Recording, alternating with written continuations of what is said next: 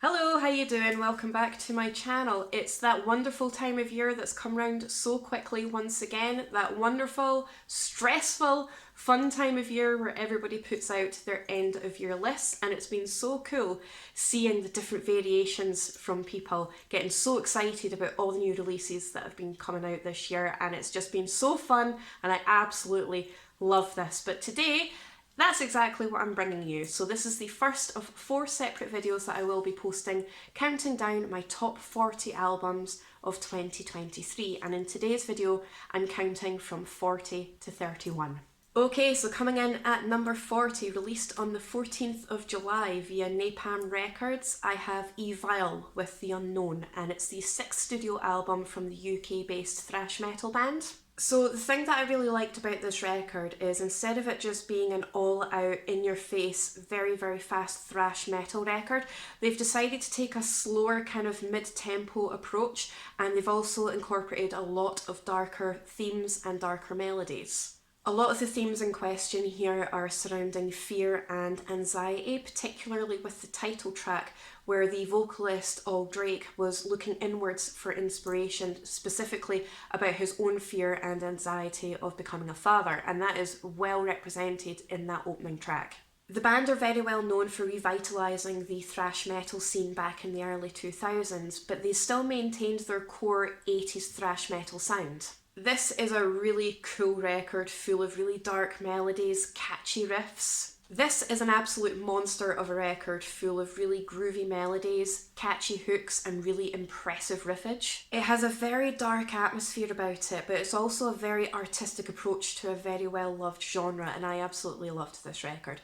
I also had the opportunity to speak to the vocalist Drake for This Day in Metal, so if you check out her website, which will be in the description box below, you can check that out. And I also wrote a full review of this album, breaking it down track by track in a lot more detail, so if you want to check that out, it will be in the description box below. Now, for each of the top 40 albums that I'm listing in these 4 separate videos, I am only going to be choosing one track from each album, instead of just saying I loved everything from beginning to end, because of course it did. It's in my top 40, right?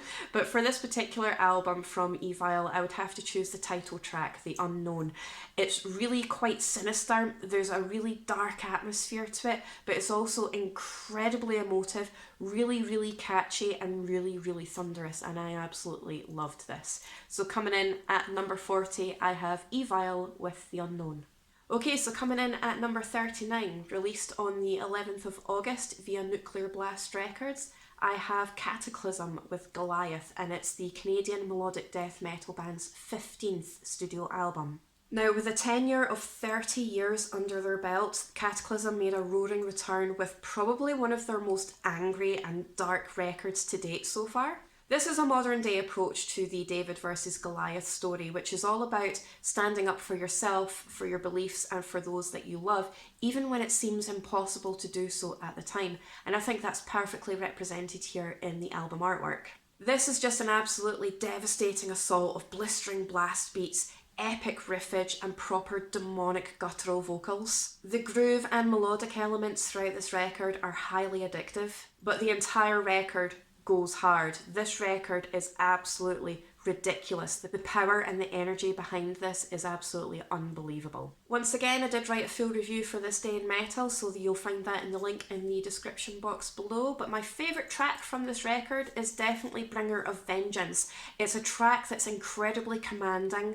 The drums are so thunderous, and it just grabs your attention and does not let go. I loved this track, and I loved the entire record, of course, because it's in my top 40. But coming in at number 39, Cataclysm with Goliath.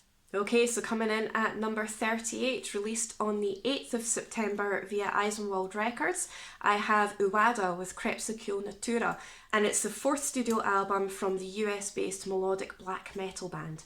Now, this is an absolutely incredible combination of classic black metal, progressive elements, really darkly epic melodies, and a lot of really dense, heavy, otherworldly atmosphere. It's an album that's heavily based on Resurrection, and it definitely does recall a lot of the band's roots. This is a really layered record full of dramatic flair, opulent atmosphere, and crushing black metal epicness. And again, if you want to check out This Day in Metal's full review of the record, you can check out the link in the description box below.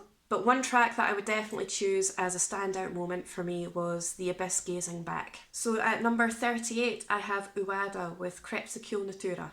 Okay, number 37, released on the 7th of July via Prophecy Productions, I have Fen with Monuments to Absence, and it's the 7th studio album from the UK-based atmospheric black metal post-rock band. This record is a sprawling journey of raw, aggressive black metal energy with subtle hints of melody and melancholic instrumentation, with a wee sprinkling of pagan themes throughout as well. Now, when I said that this record is sprawling, I really did mean it, because the majority of these tracks span between 7 and 10 minutes long altogether, so it is quite a long record. Aiming for grandiosity and ferocity, this record is definitely progressive, but it's also incredibly hard.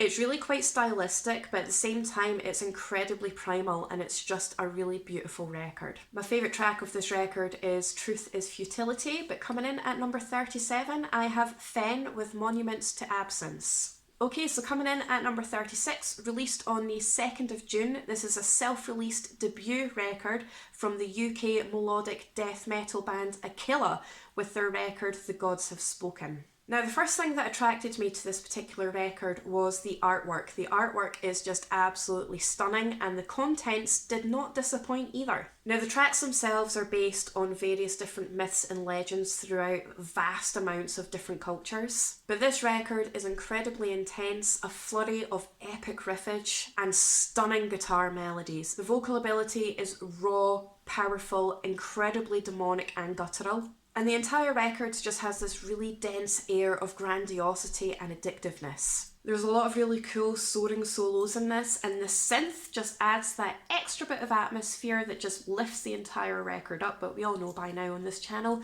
we do love a bit of synth throughout our metal. But a standout moment for me on this record was Song of the Seafarers. But coming in at number 36, I have Aquila with The Gods Have Spoken. Right, so coming in at number 35, we're at our halfway point now. Released on the 8th of September via Nuclear Blast Records, I have Cryptopsy with As Gomorrah Burns, and it's the 8th studio album from the Canadian technical death metal band. Now, Cryptopsy are often seen as one of the innovators of the death metal scene, and they've taken their old school sound with a modern approach to create this album. Now, it's still very technically intricate throughout this entire record, but they've also heavily relied on the groove elements throughout as well. Now, the drums in this record are definitely a focal point too. This is just absolutely stunning in terms of the blast beats and the thunderous nature of the drums. It really does command your attention. But this record just does not hold back, and it completely annihilates. But I think my favourite track of this record is In Ambience. I really enjoyed this record, and it goes hard straight from the get-go, and it just rips your face clean off. And that's what I like about my death metal. But coming in at number 35, I have Cryptopsy with As Gomorrah Burns. Number 34, released on the 14th of April via Nuclear Blast Records, I have Overkill with Scorched, and it's the 20th studio album from the US-based thrash metal band.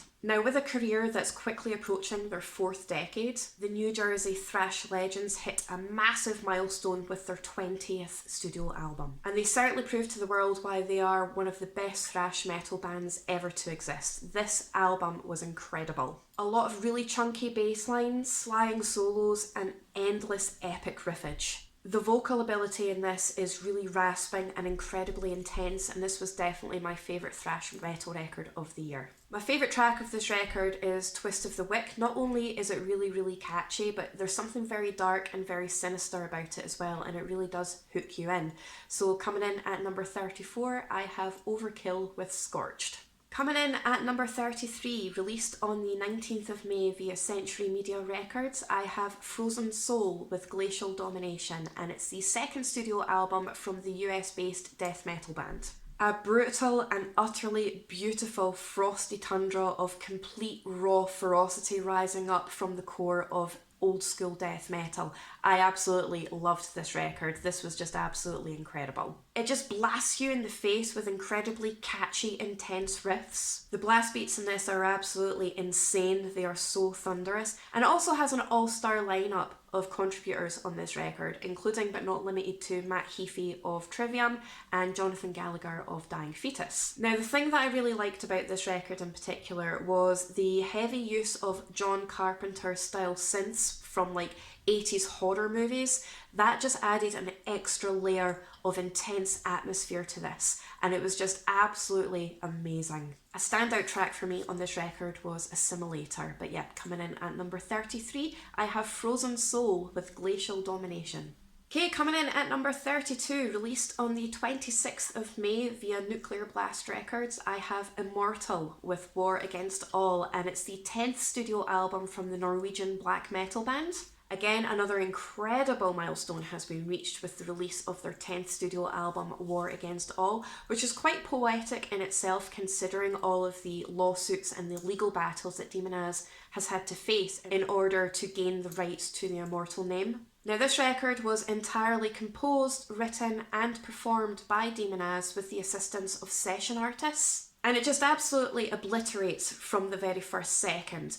The thunderous blast beats in this are absolutely insane. Soaring solos throughout and proper icy, rasping vocals. There's a lot of really cool chugging riffs and groove-infused moments throughout the record as well, just to break up the brutality a little bit, as well as the explosive ferocity and the really cool melodic mid-tempo moments throughout too. But overall, that blackened foundation is still very strong and it's still very much there, but a definite standout moment for me on this record was Return to the Cold.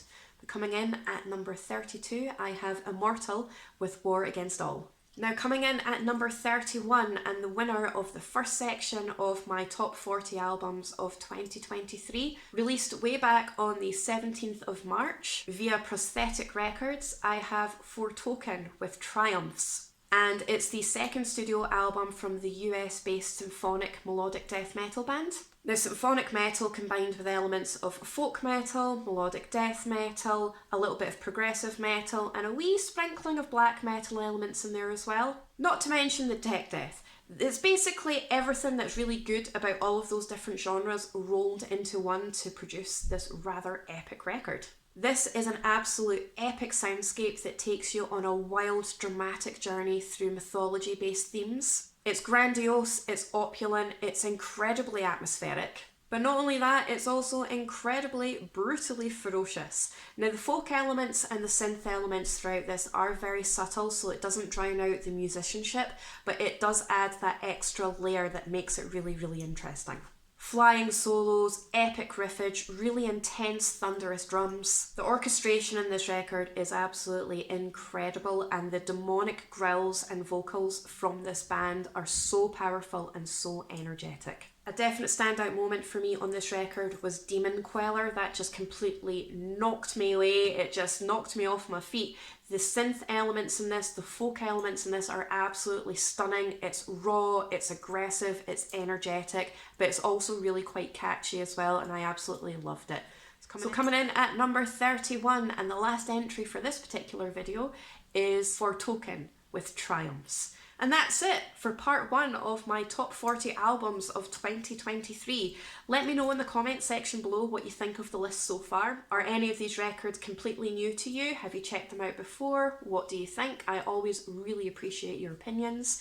Part 2 of my top 40 albums of 2023 will be coming this Thursday, so you won't have to wait too long for that.